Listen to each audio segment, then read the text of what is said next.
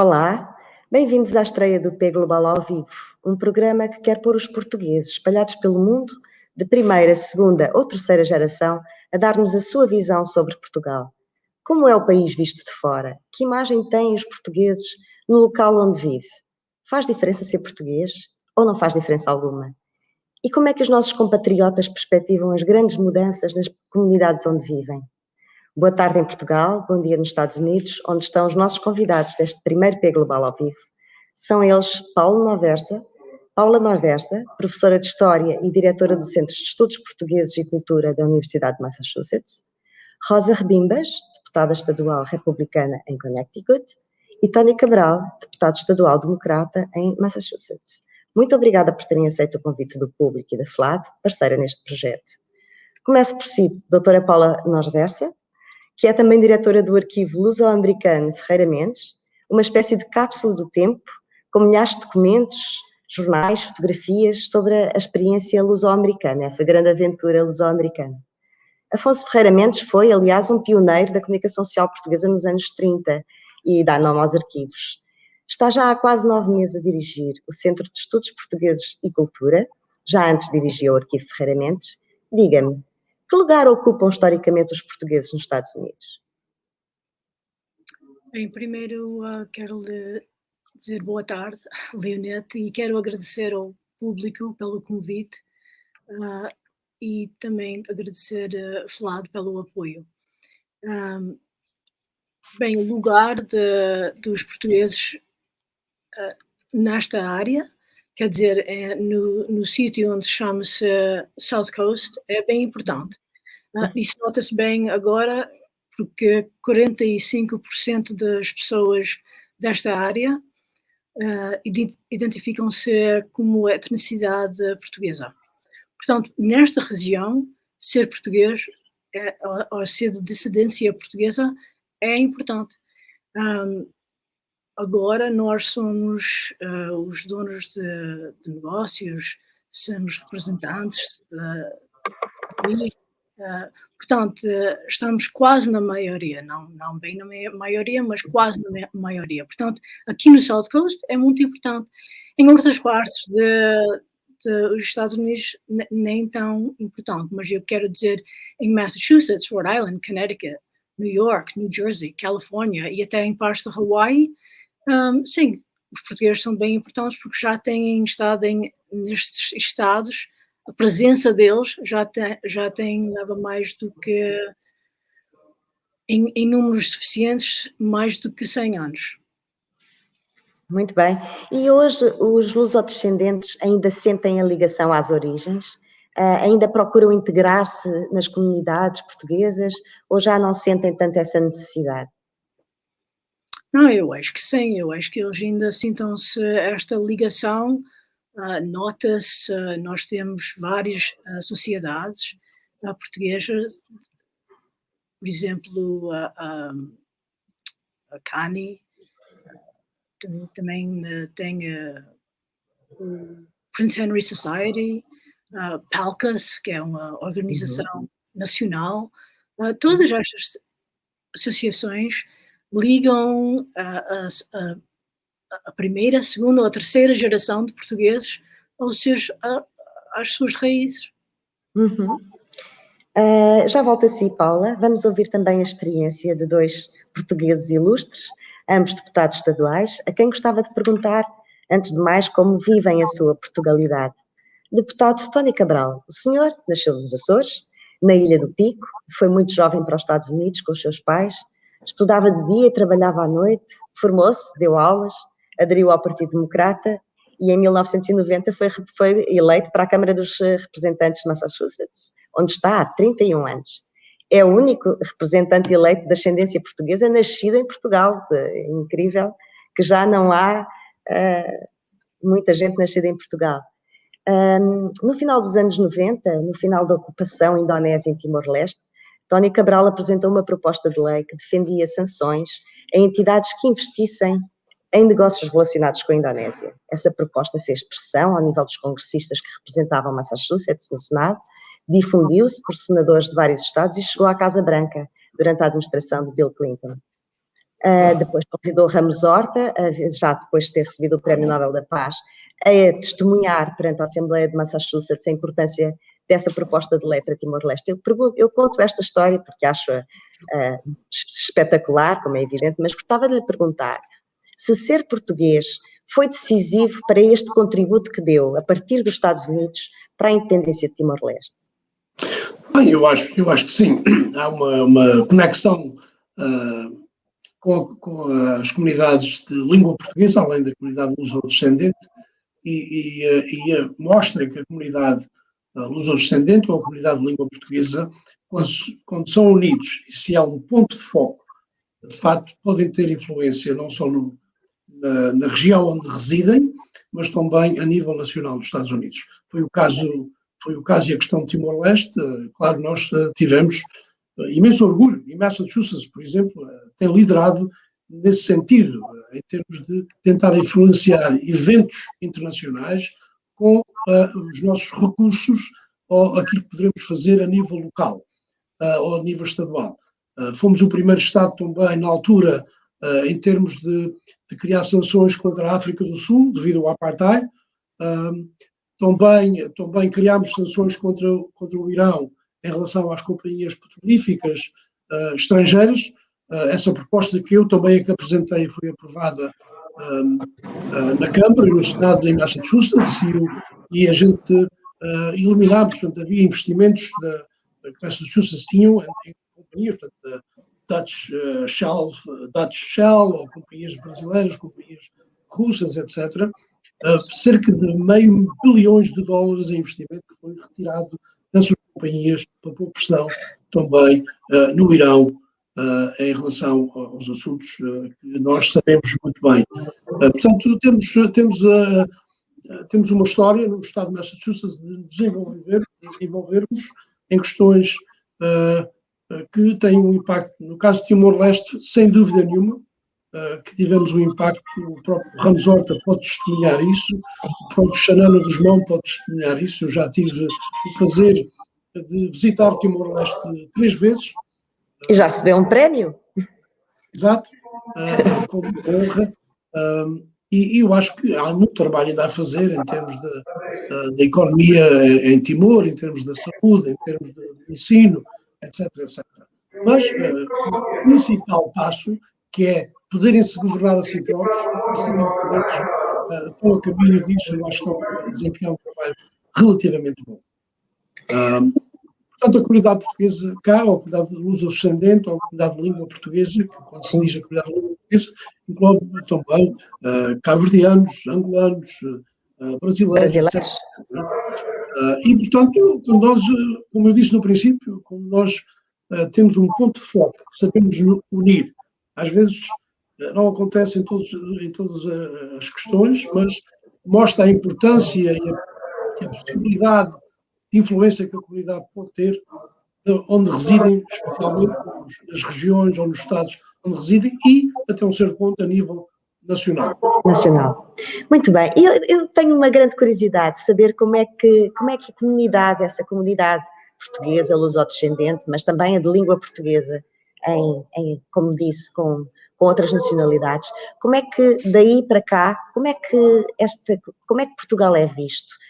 Como é que essa comunidade olha para Portugal?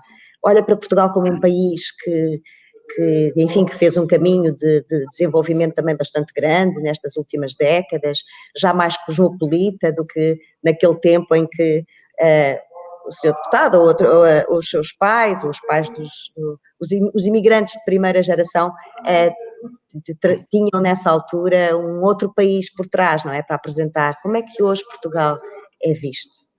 Bem, hoje Portugal tem uma imagem totalmente diferente daquela dos luso-descendentes de segunda ou terceira geração, porque a imagem deles era a imagem dos pais ou dos avós que emigraram e geralmente era um país, portanto, visto como um país não desenvolvido, relativamente pobre, etc. Hoje essa imagem é totalmente diferente e isso é positivo.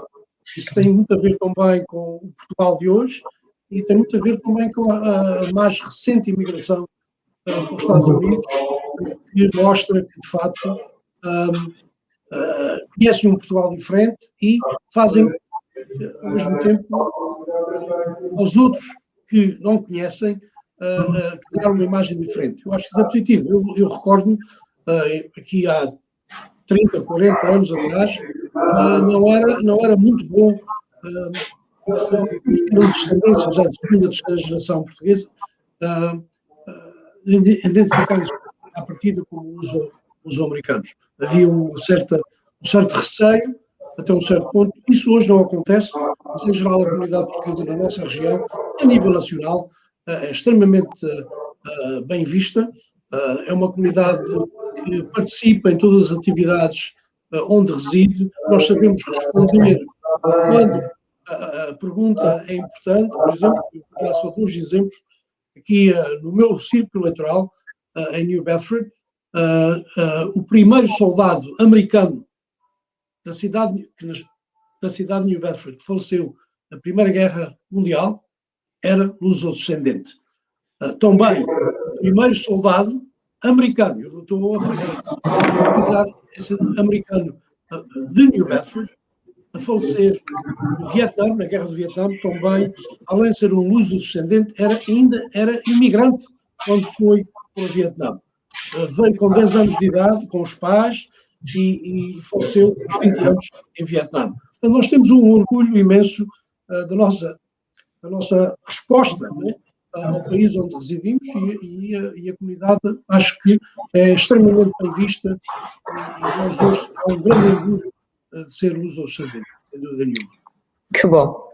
At last, but not at least, deixem-me apresentar-vos a doutora Rosa Rebimbas, vice-presidente do grupo do Partido Republicano na Câmara dos Representantes de Connecticut, estado onde nasceu, na cidade de Naugatuck, não sei se a minha pronúncia é correta, e onde tem vários escritórios de advocacia.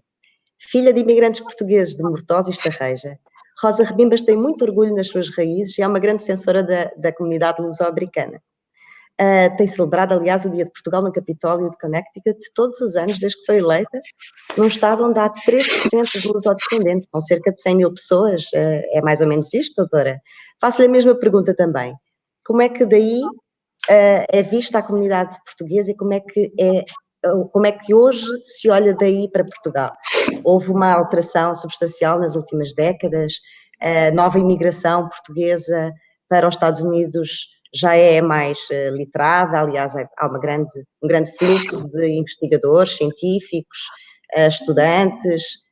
Como é que olha hoje para Portugal?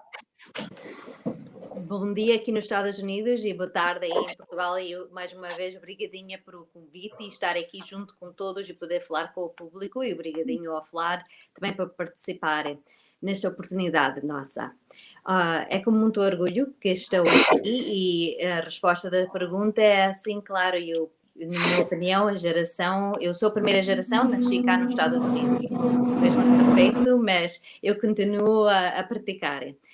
Com isso, os portugueses no estado de Connecticut são vistos agora muito similar ao que o nosso Tony Cabral falou de Massachusetts. Já temos muitas pessoas de várias idades, até em várias posições, com negócios de construção, negócios de padarias, restaurantes, eleitos, e ainda temos muito mais para fazer no estado de Connecticut para ter mais portugueses, descendentes portugueses eleitos, mas estamos a querer e conseguir fazer aquilo que Massachusetts já tem feito há muito tempo, e vários outros estados. Estamos a começar, mas eu tenho esperança que vamos ter muito mais gente eleitos envolvidos.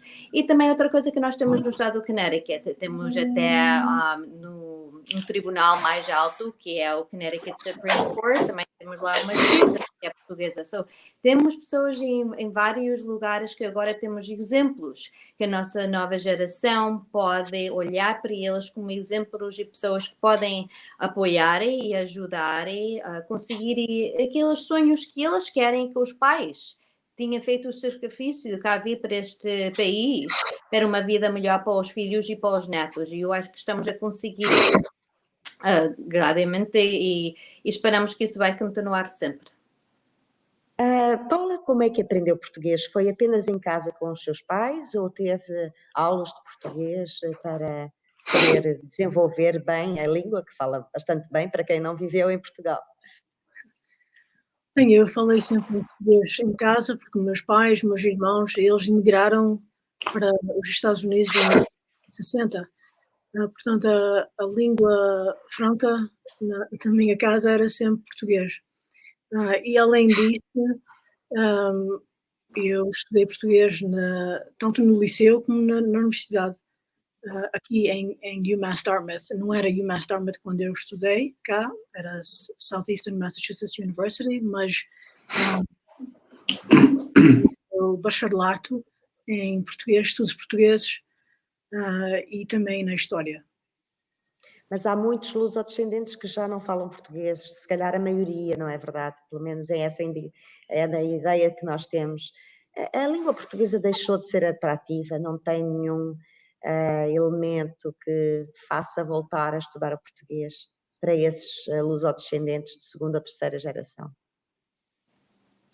Eu não sei, eu acho que a língua portuguesa tem uma grande atração para as pessoas que são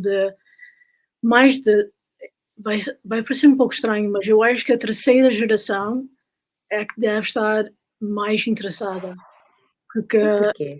algumas vezes a segunda geração quer ligar-se mais com a comunidade americana, Sim. falar inglês para avançar, porque eles pensam que avançar economicamente é preciso mesmo dominar a língua inglesa, não é? E ter os costumes americanos. Mas eu acho que já na terceira geração, essas crianças que estão com os avós têm o interesse em falar com eles, eles ganham um aprecio, começam a apreciar mais a cultura portuguesa e tudo que lhe dá. E então eu acho que nós temos uma oportunidade aqui para atrair mais as criancinhas dessa terceira geração. Muito bem. E a Rosa também fala um português bastante bom e já ouvi dizer que também ensina português à sua filha, apenas em casa ou ela também tem aulas de português fora de casa? So, neste momento é só em casa, mas eu tenho duas meninas, de 6 anos e 2 aninhos, e espero que quando as aulas começarem de português, que ela puder se registrar, vai ser uma coisa uma coisa que eu e a nossa família gostava de fazer muito, porque uma situação que eu penso que é só depois de uma certa idade e as pessoas começarem a trabalhar é que sabem dar o valor de saber mais com uma língua. E é uma coisa que nós podemos ter avançado de uma outra pessoa que esteja também a procurar o mesmo trabalho. Isso é muito importante, nós é orgulho da língua e falar português. E também eu acho que agora tem uma certa importância, nós temos muitos leaders em vários lugares, no United Nations, etc., e negócios internacionais, que saber falar a língua portuguesa é um grande... nós dizemos um asset, uma coisa exatamente que é muito importante. Isso é com muito gosto que eu espero que minhas filhas já estão a aprenderem, graças a Deus os meus pais não estão vivos, eles aprendem com eles. E antes desta pandemia nós também fomos a Portugal e isso é uma coisa que é ser da primeira geração, e eu acho que eu tinha essa oportunidade que muitos outros que já não tinham, essa ligação a Portugal mesmo, nós podíamos viajar para trás com nossos pais, ver família. E eu penso que isso é uma oportunidade muito grande que nós temos em poder e depois também não só aprender a língua, mas conhecer melhor a cultura, não só por as histórias que nós ouvimos, mas ter essas experiências. E claro, minhas experiências de ter viajado com meus pais quando eu era uma criança é muito diferente das minhas experiências agora. Em várias situações, até nas casas e as coisas que nós agora temos lá em comparação a quando eu era uma criança. Mas até eu posso agora contar essas histórias às minhas filhas, quando elas viajam para lá, como a vida era para os meus avós, os meus pais, como era a minha vida até só viajar lá com os meus pais, e agora elas também espero que vão ter um futuro a viajar lá. Mas eu acho que isso é uma coisa muito importante, a pessoa, qualquer pessoa, mas especialmente uma pessoa de descendente portuguesa, ter essa oportunidade de aprender a língua, que é uma coisa que tem grande valor. Claro. Tony, em que medida a língua portuguesa hoje pode ser uma ferramenta política nos Estados Unidos, como foi no caso de Timor-Leste nos anos 90? Hoje, em que temas é que pode a língua portuguesa ser uma alavanca importante? Eu acho que a língua portuguesa é importante. Sabemos disso, a gente tem feito muito trabalho nesse sentido para fazer que a língua portuguesa continue não só a ser falada por aqueles que são de descendência luso-descendentes, mas também por outras populações. Nós temos tido grandes apoios, especialmente da FLAD, e posso dizer, há anos atrás, e continua também, o Governo Regional dos Açores. O Governo Regional dos Açores tem feito um trabalho fantástico, além da FLAD, em termos de promover a língua e a cultura portuguesa. E o Instituto de Camões também imagino que tenha também. Exato, exatamente, também tem o feito também. Mas eu queria salientar estes dois, porque eu acho que têm feito um trabalho fantástico, excelente, para nos ajudar à comunidade para promover. Temos na nossa região, aqui em Massachusetts, temos escolas oficializadas portuguesas, que geralmente é à noite, vários dias por semana.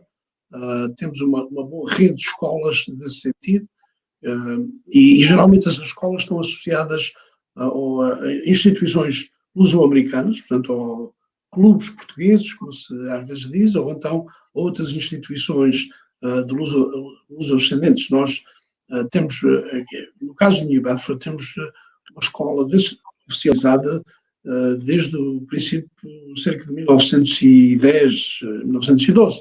Portanto, há aqui uma longa história da comunidade se empenhar para promover e manter a língua portuguesa e a cultura portuguesa. Além disso, eu acho que a nova imagem de Portugal também tem contribuído. Tem contribuído para isso, porque também pode ser uma língua de negócio na Europa e também para o Brasil. Claro, o Brasil é grande, o Brasil tem muitos contatos também em termos do mundo do negócio, é uma língua importante também na América do Sul, para os americanos, não precisa só para aqueles que são os descendentes. Portanto, eu acho que a língua tem futuro. E aqui em Massachusetts nós temos feito imenso trabalho. Por exemplo, nós aqui há anos atrás, na Assembleia de Massachusetts, passámos uma proposta de lei. A primeira cadeira catedrática na Universidade de Massachusetts foi a cadeira de português. Nós passámos uma proposta que o Estado pôs $600 mil, logo que houvesse uma contribuição privada de outras 600. Portanto, e houve, e a maioria dessa contribuição privada foi de também luso-descendentes, alguns deles, um ou dois deles imigrantes ainda. E hoje é chefiada pela Paula na UMass Dartmouth, essa cadeira catedrática, tem o nome de um dos maiores privados que deu ou doou para esse objetivo, e a FLAD também. Também o fez, portanto, é a cadeira catedrática na UMass Dartmouth. Foi a primeira a ser criada deste género, no sistema todo da Universidade de Massachusetts. Portanto, a comunidade tem feito muito trabalho e nós temos liderado nesse sentido. Será que se pode fazer mais? Eu acho que se pode fazer mais. Será que era bom ter mais ajuda de Portugal? Sim, seria bom também. Especialmente do Governo Central. Porque o Instituto de Camões é importante, a sua contribuição é importante, a FLAD tem liderado fantasticamente, principalmente ao nível da universidade, não necessariamente ao nível primário, mas eu acho que eles também estão interessados um pouquinho a explorar essa questão. Em termos da região autónoma dos Açores, eles têm uma rede de casas dos Açores, como sabem. Claro. Uma delas é aqui na nossa região, que é chamada, a Paula referiu-se com as iniciais a CANI, é a Casa dos Açores da Nova Inglaterra, e eles também fazem um grande trabalho nesse sentido também, em termos da cultura, em termos da língua e outros aspectos da comunidade. Vamos entrar um pouco então mais no debate político. Há uma mudança em curso nos Estados Unidos. Nestes primeiros meses da nova administração norte-americana, Tony, considera, enquanto democrata, que vai ser possível unir os americanos e acabar com aquilo que Joe Biden chamou de época da escuridão? Bem, eu não sei se vai ser possível unir todos, né? Eu acho que é um desafio grande para o fazer. Mas, na minha opinião, o que é importante é a maioria estar convencidos e verem um futuro diferente e uma ação diferente pela parte do Governo Federal, neste caso. Mas a maioria é possível, todos provavelmente que não, porque o fake news, como se diz, continua e vai continuar. No entanto, eu acho que temos aqui uma boa oportunidade com a administração do presidente Biden de mudar não só a imagem dos Estados Unidos fora das suas fronteiras, mas também mudar a visão, o que temos que fazer internamente no país para podermos desenvolver a nossa economia, criar novas oportunidades e sermos um país mais justo com os vários grupos étnicos que temos ou em relação à imigração. Por exemplo, somos um país de imigrantes, temos que lidar com uma imigração diferente e eu acho que estamos a caminho de o fazer. Será que vamos conseguir tudo? Provavelmente que não, mas eu acho que estamos a dar bons passos nesse caminho. Imagino que a Rosa não concorde com a expressão era da escuridão, mas concorda com a necessidade de pacificar a sociedade norte-americana, de tentar ultrapassar algumas profundas divisões históricas, seja a questão racial, que continua como ferida aberta, seja, por exemplo, na questão das armas, num país onde os tiroteios civis são um flagelo enorme. Há alguma hipótese de... A pergunta primeira é se esta expressão era da escuridão, o que é que isto provoca num republicano? Sim, eu penso que é importante dizer que os assuntos todos que estamos a falar, seja da armas, seja da imigração, seja de racismo, seja o que for, isso tudo já estava em existo, não foi só nos últimos 4 anos, isso, se nós vamos a pensar que só foi nos últimos 4 anos que esses assuntos apareceram que têm que ser resolvidos, estamos enganados e estamos até por acaso a mentir. Estes assuntos são assuntos com grande história, já são assuntos que já muito antes, já durante a presidência Obama, houve várias complicações a isso. Isso de agora os Estados Unidos unirem, nós sempre estamos unidos e até por causa é o nosso nome, e nos Estados Unidos. Com isso temos que compreender que nossa diversidade, nós somos muito grande, nós sempre vamos ter várias opiniões, vamos ter várias maneiras de comunicar e temos que lembrar sempre que enquanto nós podemos conversar com respeito, que tudo seja com paz, que é a coisa melhor que nós podemos fazer nesse assunto. Isso, e também temos que lembrar que até por causa dos Estados Unidos, nós aqui, até os partidos, temos muito poucos partidos em comparação até ao Portugal ou vários outros países. Mas temos que lembrar que cada uma pessoa que seja eleito está a representar as pessoas do distrito que eleitaram essa representante. Só é importante ter essas conversas, não ter as conversas só dentro dos partidos. Os partidos têm que se falar um com o outro. Com um produto bom é onde todos estão a ajudar e todos estão a conversar. Eu acho que isso vai ser uma coisa que é muito importante, não só com esta administração, mas devia ser sempre. Mas é uma coisa que já estamos a ver e que é um bocadinho complicado. Tem várias coisas que está a acontecer agora, até casos de imigração. Isto é uma coisa que já foi falado há muitos anos. É uma situação nos Estados Unidos que nós já devia ter resolvido há muito tempo. E eu penso que já tem tido várias oportunidades de fazer isso. Neste momento não é muito cedo para saber o que é que esta administração vai fazer. Nós ainda estamos a esperar e agora temos outras crises. Temos as crises das pessoas agora a querer entrar na fronteira. E crises são várias, que são pessoas que têm o pensar que entrar para os Estados Unidos vão ter tudo que estão a dizer, vão ter a vida que eles querem. Chegar ao paraíso. Exatamente, as oportunidades todos. E o que eles que estão a encontrar quando chegam aqui é que sofreram bastante para chegar aqui. A financeira, passando fome, mortes, é uma coisa muito triste, mas é uma grande crise que temos que resolver e que está a acontecer agora. So, outra vez, todos estes assuntos já existiram, mas eu acho que agora, com cada administração, estão-se a mostrar um bocadinho diferente e de várias maneiras, e temos que, eu não posso dizer isto mais vezes porque é uma coisa para mim que é muito importante, seja o Partido Democrata, seja o Partido Republicano ou Independente. Temos que conversar, temos que falar e resolver os assuntos.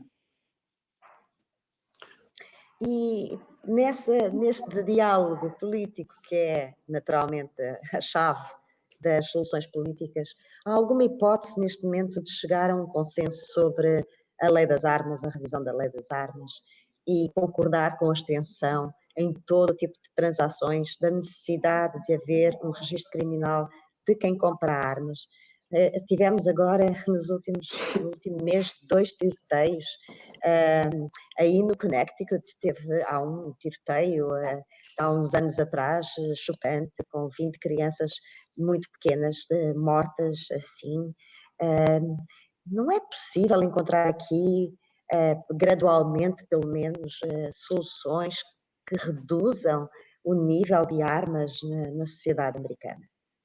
Sim, há muitas soluções. O que acontece nos Estados Unidos, nós temos que outra vez lembrar que os Estados Unidos é muito grande e cada estado é completamente diferente um ao outro. Até muitas vezes há certos estados que são tão grandes que até uma área dentro do mesmo estado é muito diferente. A oportunidade, o direito de ter armas nos Estados Unidos, tem uma grande história e nunca vai desaparecer. E temos que lembrar, e vou dar um exemplo, uma pessoa que esteja num campo, sozinho, não tem a casa, tem a família, até pode ter animais, seja o que for. Eles querem essa arma para proteger, porque a polícia pode ainda demorar mais do que uma hora lá chegarem. Claro. Uma pessoa que esteja numa cidade é muito diferente. Também a necessidade das pessoas ter o direito de ter as armas, seja para caça, seja para proteger, é vários. Temos que respeitar isso. E nos Estados Unidos a situação é que há certas leis que se deixa para cada estado para passar as suas leis que eles pensam que é melhor para esse estado. E nesse assunto eu penso que é muito bom, porque outra vez, o que é melhor para a Califórnia não é melhor para Massachusetts, pode não ser melhor para o estado de Connecticut.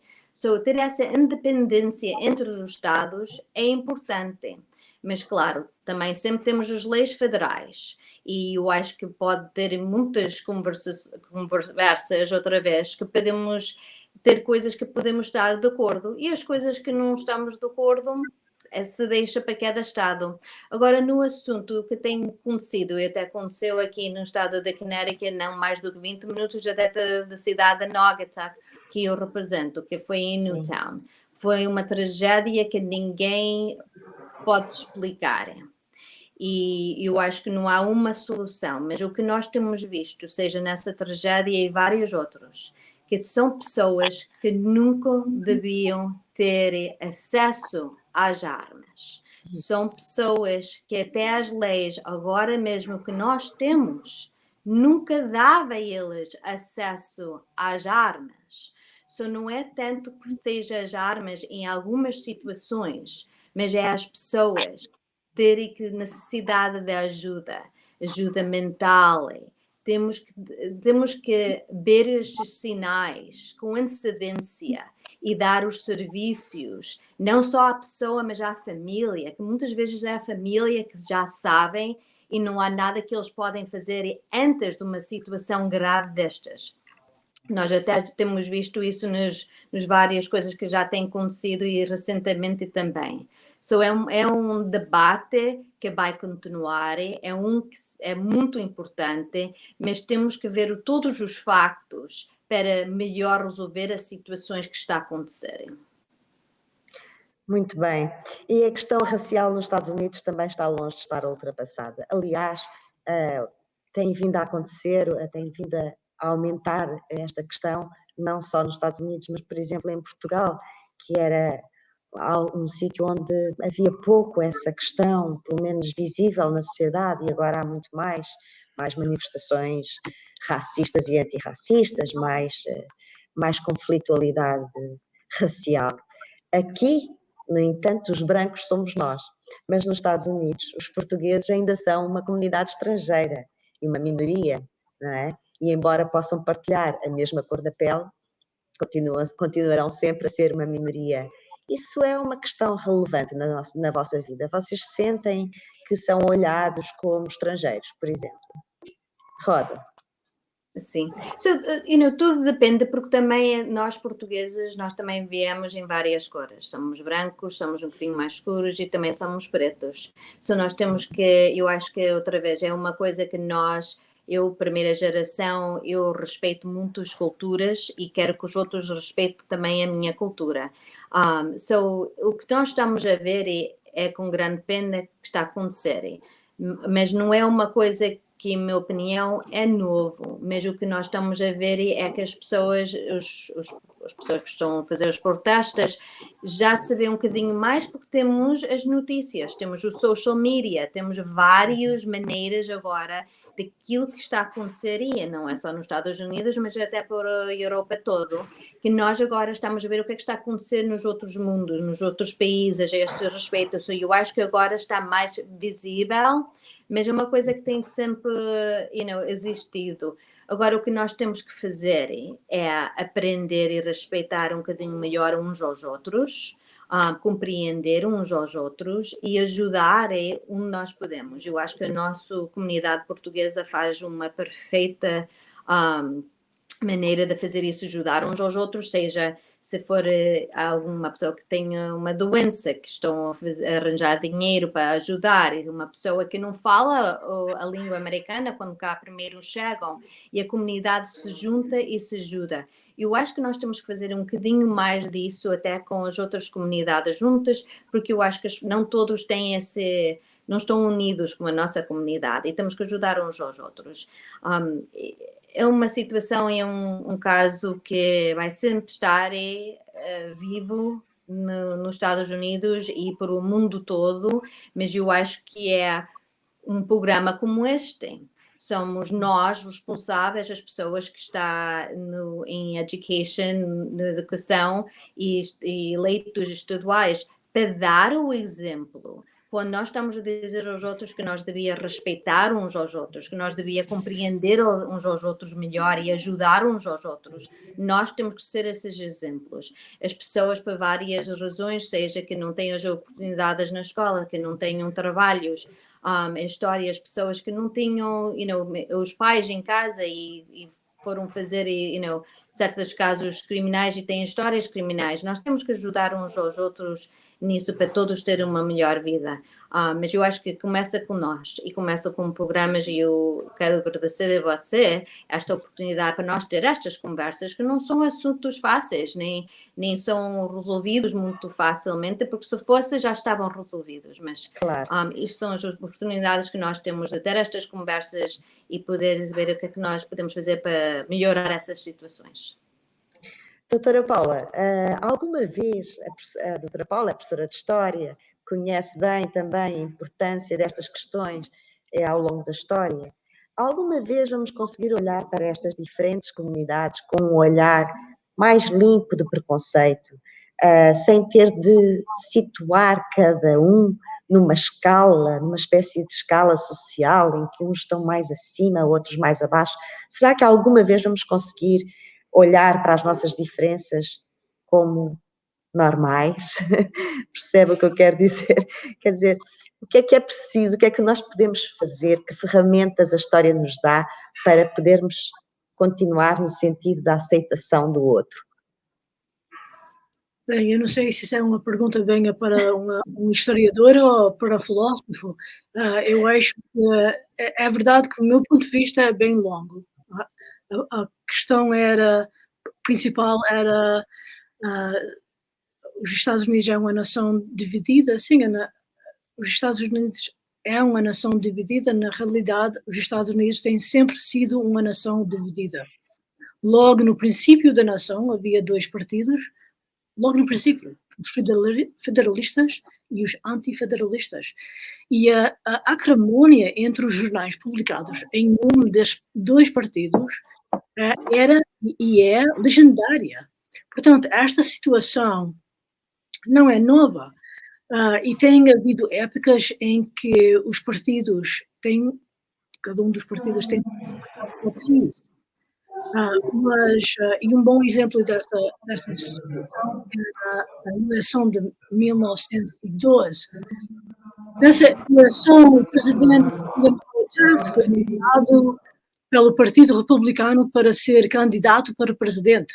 O ex-presidente Theodore Roosevelt, também republicano, pensava que ele era o melhor candidato. O que faz ele? Quando ele não foi nomeado pelo Partido Republicano, ele criou um novo partido chamado Bull Moose Party e concorreu como candidato para presidente e dividiu o voto republicano. O resultado foi a eleição de Woodrow Wilson, candidato democrata, como presidente dos Estados Unidos. Portanto, eu não acho que as divisões políticas do momento sejam algo de novo na política americana. Quer dizer, as conversas entre os partidos. Eu acho que o que é novo neste momento são as redes sociais e o impacto no público de mentiras e teorias de conspiração que passam nas suas redes sem verificação.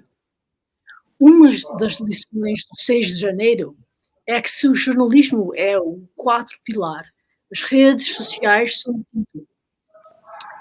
Tornou-se evidente que o modelo de negócio das redes sociais é inadequado para a autorregulação.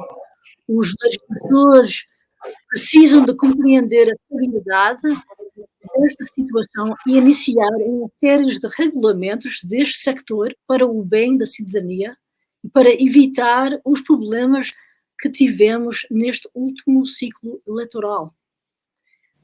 Nos Estados Unidos já temos amplo exemplo de o que acontece quando a comunicação social continua sem regulamento. Basta só olhar para o TV cabo e o que se passa nos canais como Fox, Newsmax, CNN e MSNBC, e logo se nota que não são canais de notícias, mas canais de entretenimento político. Estes canais e os seus jornalistas, e eu digo jornalistas entre aspas, representam a regressão dos standards do jornalismo profissional. Pior ainda, eles têm aumentado a divisão entre o eleitorado americano. E se as redes sociais continuaram também sem regulamento, a situação poderá se agravar mais ainda, e não só nos Estados Unidos, mas também fora dos Estados Unidos. Eu acho que os nossos líderes politicais, tanto como os representantes Rosa Rabimbas e Tony Cabral, eles conhecem essa situação e eles propriamente têm de pensar como é que eu posso ajudar a situação, como é que eu posso, sendo um líder e não alguém que vai só opar da maioridade. Eu não estou, eles são bons representantes de líderes em cada estado e eu acho que para o povo português aqui nos Estados Unidos é importante ter líderes assim que dizem a verdade e que não têm receio de ser líderes na política. Vou aproveitar este desafio deixado pela Paula e perguntar-lhe, Tony, há algum projeto pensado para regular, tentar pôr um pouco de ordem realmente nos conteúdos que são livremente transmitidos nas redes sociais? Que caminho há para fazer aqui? Bem, isso é uma questão um bocado delicada. À partida, eu apoio expressão livre do povo, e incluindo o jornalismo, incluindo a imprensa. É fundamental para uma democracia haver uma imprensa livre. No entanto, sabemos que as redes sociais é um pouquinho diferente, que dá a oportunidade a cada indivíduo também ter opiniões. É ok ter opiniões, O que é importante, eu acho que eu não sou grande apoiante de tentar controlar ou criar X número de regulamentos em termos de jornalismo, em termos de imprensa. O que é difícil aqui é as próprias companhias é que se têm que, como o Facebook, o Twitter e todas essas redes sociais, têm que estabelecer regulamentos para si próprios e para aqueles que usam a sua rede social. Eu acho que assim é a melhor maneira, a maneira mais responsável de fazer que o governo intervir nesse sentido. Eu acho que não faz parte numa democracia, o governo não faz parte, a censura não faz parte disso. Eu sou oposto à censura e portanto, acho que tem que ser resolvido por essas grandes companhias em termos da rede social. A questão da divisão, a divisão continua. Uma das perguntas que fez aqui há momentos atrás à Rosa, se havia um consenso, se era um consenso. Eu acho que, repara, o consenso é importante chegar a um consenso, mas logo que chegar-se a uma maioria, a maioria tem que governar, seja ela grande, seja ela pequena. E assim é que tem que se fazer. Portanto, eu acho que é assim que os democratas estão a fazer a nível nacional. Têm uma maioria pequena, mas têm que agir, têm que atuar, têm que ir além do consenso. Porque tentaram fazer o consenso. Na última proposta de ajuda, de estímulos à economia em geral, tentaram. A administração do Biden tentou haver um consenso, principalmente no Senado, porque a maioria é mais pequena. E não conseguiram. Aqui está uma proposta de 1,9 trilhões de dólares diretamente para ajudar a economia americana e o povo americano, os residentes deste país, e nenhum voto de membro nenhum do Partido Republicano no Senado e, ao mesmo tempo, na Câmara dos Representantes. Portanto, esta coisa da procura do consenso, temos é que governar, temos a maioria, nos próximos 2 anos temos a maioria e vamos governar e devemos governar e impor e passar as leis necessárias, os programas necessários para dar a volta à pandemia e dar a volta a esta economia, que se continuar assim vamos ter mais encerramentos permanentes de pequenos negócios e também de grandes negócios. Portanto, eu acho que esperar para ser, eu estou a ficar assim um bocado mais político a nível nacional, eu acho que posso fazer. Era um pouco essa a ideia. Eu acho que o posso fazer. Esperar para o Sr. Mitch McConnell não convém. Portanto, e nem, eu acho que não é preciso um consenso com ele. Há outros republicanos, portanto, a Sra. Collins do Maine, o Sr. Mitt Romney de Utah, que já foi governador de Massachusetts. O problema aqui é que ele muda de ideia de vez em quando.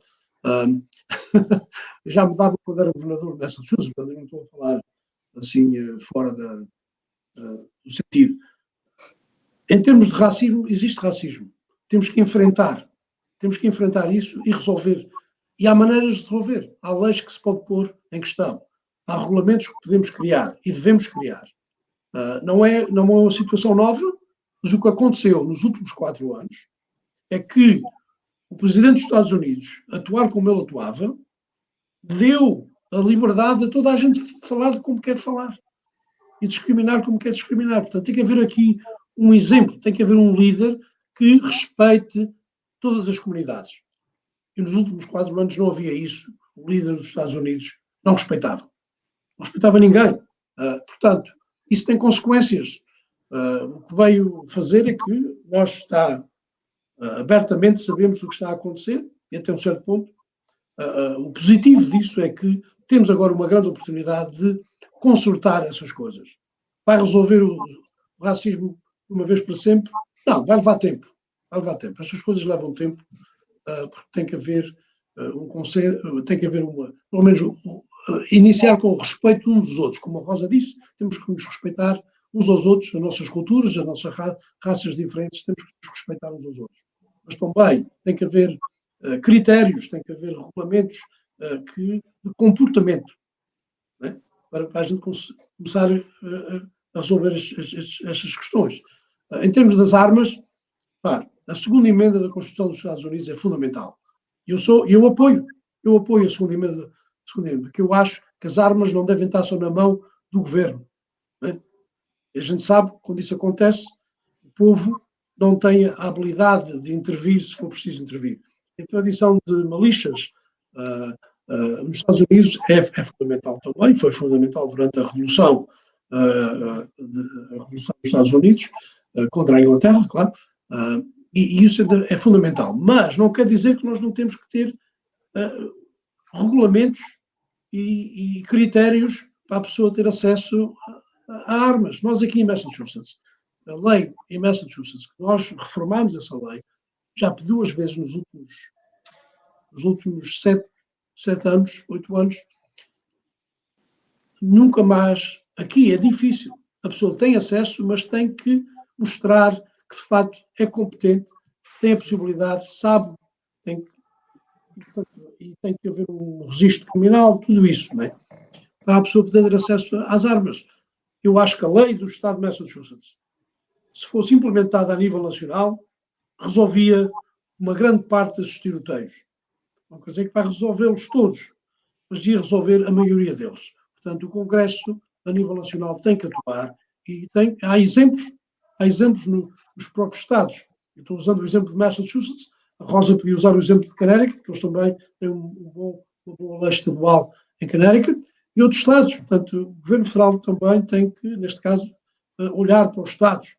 Já o fez noutras questões, portanto, no campo da saúde, o que se chama o Obamacare é praticamente uma cópia daquilo que nós temos em Massachusetts. Foi criado em Massachusetts e é quase uma cópia do sistema de saúde que temos em Massachusetts. Eles usaram, portanto, é o template, se diz em inglês, da lei federal. E, portanto, eles podem fazer o mesmo na questão das armas. Mas o que é importante é que o direito fundamental de ter acesso a armas é fundamental. Eu apoio, sempre apoiei, continuo a apoiar. Às vezes há pessoas que podem dizer, mas Tony, tu és assim um bocado mais progressista, porque é que apoias isso? Porque eu acho que é um direito fundamental. Eu sou contra o governo ser os únicos que têm acesso a armas. Não se pode ir muito longe, vamos a Burma, e o mar. Só a tropa, o exército tem acesso a armas. E lá. Portanto, e a gente vê o que está a acontecer lá. Portanto, eu sou, nesse sentido, apoio o acesso, mas também apoio as restrições necessárias para eliminar pessoas que não devem ter acesso, terem acesso. Vamos entrar aqui na última ronda. Vou dar a palavra à Rosa, antes de mais, porque eventualmente quer dizer alguma coisa ao Tony, depois do que ele disse agora, mas também para vos desafiar a dizerem-nos, a partir daí, alguma coisa que Portugal pode e deve aprender com a experiência recente dos Estados Unidos. Muito bem, obrigadinha por a oportunidade. E eu penso que se eu fosse a responder a tudo, se calhar ainda precisava outras 10 horas e eu sei que estamos com pouco tempo. Mas o que eu vou fazer é lembrar as palavras que a senhora Paula, por acaso, disse. Ela disse, e eu concordo 100%, que várias notícias, e ela disse várias estações das notícias, companhias das notícias, o povo vê isso a pensar que é pura verdade. E o que eles têm feito, e é com grande pena em várias situações, é dizer aquilo que eles querem a história ser, para apanharem as pessoas para verem a estação deles, e não estão a fazer o que eles deviam fazer, que é investigar a verdade. Agora eu vou pedir respeito ao meu colega, que ele tinha dito que o dinheiro que veio do federal, 1.9, especificamente, que disse que nem tinha um republicano que apoiou e votou para isso. Eu estou 100% por eles não ter feito isso, porque não é verdade o que foi dito, que esse dinheiro é só para o povo dos Estados Unidos, para ajudar os Estados Unidos. Dentro disso, a maioria do dinheiro, a percentagem, vai para outros países e vai para outros vários projetos que não é para ajudar a pessoa ou o negócio que tem sofrido tanto nesta pandemia, que esse stimulus foi para a pandemia. E eu acho que assim a importância de nós ter essas conversas. É fácil para dizer, e eu tenho esta experiência aqui em Connecticut, é fácil para dizer que neste momento que a casa lá no Washington DC, a maioria é democrata. E temos que deixar os democratas fazer o que eles querem porque é a maioria. Isso não está certo. Os menores, os republicanos, foram eleitos. Têm voz, estão a falar por o povo que eles representam. A maioria, na minha opinião, é depois de ter o discurso entre os dos dois. E a maioria é ter pessoas do Partido Democrata e o Partido Republicano se juntarem para fazer essa maioria. Não tem que ser 100% todos.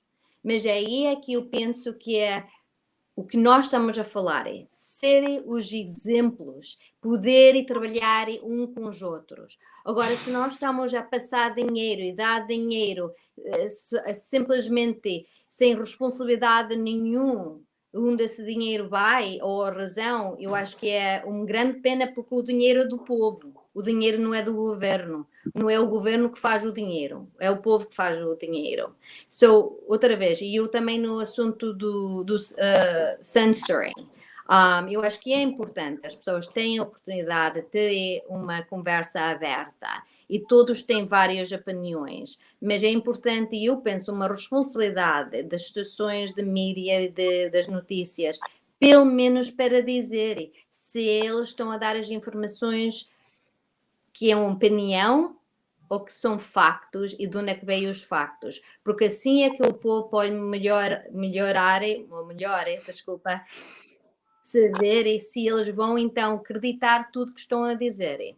O mais importante é poder sempre fazer o nosso research, investigações por nós próprios e saber aqueles modos das notícias que nós podemos respeitar com as verdades. Agora, com isso, de facto, de Portugal, é uma coisa que, outra vez, é com grande orgulho que, na minha opinião, Portugal é visto para as pessoas que conhecem o Portugal como um país tranquilo, de paz e de uma maneira que podem conversar e que os outros países sabem que quando eles estão a ligar com Portugal, eles estão a ser justos. Nós todos não podemos ter ou precisar de ter a mesma opinião, mas eu gosto que Portugal é visto assim, e outra vez é muito importante que nós temos essas pessoas que estão a dar esses exemplos no United Nations, como eu, meus colegas,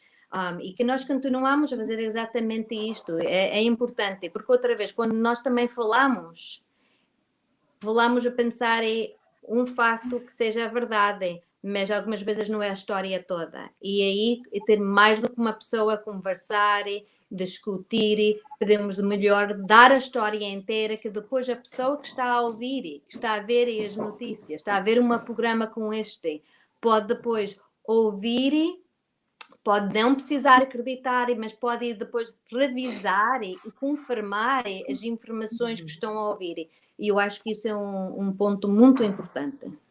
Obrigadinha pela oportunidade. Que bom.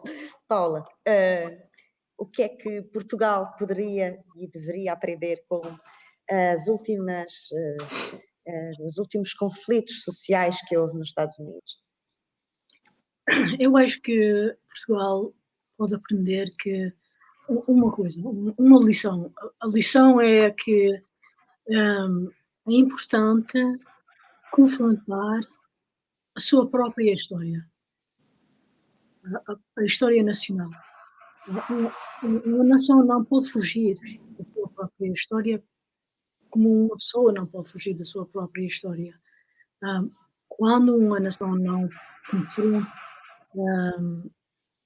honestamente a sua própria história, nada de bom suceder. É bom Muito bem. falar, entrar em discursos, e é só naquele momento, quando estamos mesmo a falar abertamente e com uma grande franqueza, né? É que nós podemos decidir, sim, isto é a nossa história e agora é que nós podemos passar a tomar novos passos para a frente. Claro. Se a nação não confronta a sua história, a própria história, nunca pode ultrapassar os problemas. É isso a situação nos Estados Unidos. Nós temos de confrontar a nossa história. Principalmente a história do racismo aqui nos Estados Unidos. E só tendo aquela conversa honesta é que nós vamos poder ultrapassar os problemas do passado e entrar numa nova era para nós e a cidadania. Portanto, eu acho que isso é a lição que Portugal pode aprender nos Estados Unidos. Muito obrigada. Tony, para terminar consigo, diga-nos, conhece bem os dois países, talvez seja a pessoa aqui que conhece melhor os dois países. O que é que temos que aprender, e nós temos também aqui um passado que tem vindo muito ao de cima, de um país esclavagista, conquistador, que nos tem sido agora também, temos sido confrontados com isso. Há aqui também isto a aprender, como disse a Paula. Exato, eu acho que Portugal também é uma das questões que tem que aprender, enfrentar a sua própria história, também o papel que desempenhou historicamente em termos das suas colónias, em termos das suas relações estrangeiras e contatos estrangeiros com outros países, e a nível nacional, dentro do país, né? Sabemos que há racismo em Portugal também, não vamos encobrir aquilo que é uma realidade, como há nos Estados Unidos. É talvez aparece de maneiras diferentes, talvez, mas é racismo também. E, portanto, tem que enfrentar isso diretamente, enfrentar e tentar resolver essas situações. Eu acho que os Estados Unidos podem servir de exemplo também nesse sentido para Portugal. Eu só queria muito rapidamente voltar a uma questão que a Rosa comentou. Não posso concordar com ela, claro, porque o pacote de estímulos, nós temos que liderar. Se queremos ser líderes a nível mundial, temos que liderar não só com palavras, mas com ações. E é precisamente o que a administração democrata está a fazer, a administração do Joe Biden. Eu acho que quando se investe na situação da economia, tem que se investir à grande, tem que ser grande. Já tivemos uma experiência semelhante em 2009, portanto, na grande recessão 2008-2009, em que se passou uma proposta, na altura, o Barack Obama concordou, criou um consenso com o Sr. Mendes McConnell e só passaram uma proposta de 900 bilhões de dólares. Não foi o suficiente, levou mais de 5 anos para a economia recuperar. E aí está o exemplo. Temos que ir fazer diferente do que se fez no passado. Portanto, com todas as desculpas, não posso concordar com isso. E, sem dúvida, o tempo de falar, eu acho que tivemos a falar há muitos anos. Mas em termos da censura, só queria mencionar isto também, que talvez alguns vão ficar chocados. Por exemplo, eu acho que as redes sociais têm que se fiscalizar a si próprios. Mas também têm que atuar de maneira responsável e não criar censura necessariamente. É importante eles eliminarem tweets, neste caso vamos falar do Twitter, tweets que não são baseados em factos. É importante que sejam baseados em factos, principalmente se vêm de líderes, como neste caso o Donald Trump, que era o caso do Donald Trump. Eu não concordo na decisão do Twitter ter eliminado o Donald Trump completamente do Twitter. Né? Eu acho que isso é uma censura total. Não concordo em nada que ele diz. E a maioria daquilo que ele diz ou dizia não é baseado em factos da sua maioria. Mas eu acho que não se deve fazer isso. Eu estou aqui para defender os direitos do acesso das pessoas que devem ter, seja na rede social, seja em jornalismo em geral. A censura não tem lugar nesse sentido. Acho que nós temos de nos fiscalizar a nós próprios, seguir certos critérios e, sim, essas redes sociais têm a responsabilidade se a pessoa pôs no ar ou pôs na rede social uma mentira, simplesmente não há fatos para apoiar essa posição ou aquilo que foi dito ou escrito, deve ser eliminado. Mas não, a pessoa não deve ser totalmente eliminada. Portanto, isso é a minha opinião. Eu acho que estou em campo sólido nesse sentido. Estas são as grandes questões dos nossos tempos e também da nossa profissão. Vamos continuar, de certeza, a confrontar-nos com isto e a ter que refletir e ir procurando soluções para problemas que nunca estarão resolvidos. Temos que ir caminhando e fazendo, não é? Eu agradeço-vos imenso, foi um grande prazer estar aqui, ouvir-vos e ver que afinal temos tanto em comum, como sempre. Muito obrigada. Muito obrigado. Obrigado a Obrigada. todos. Obrigado novamente à Leonete e ao P Global e também um grande obrigado à FLAD. E até a próxima oportunidade e que temos muito Até ainda para breve. conversar. Temos, sim, senhora. Obrigada. Até breve. Muito obrigada. Paula, Muito obrigada. Bom dia. Bom dia.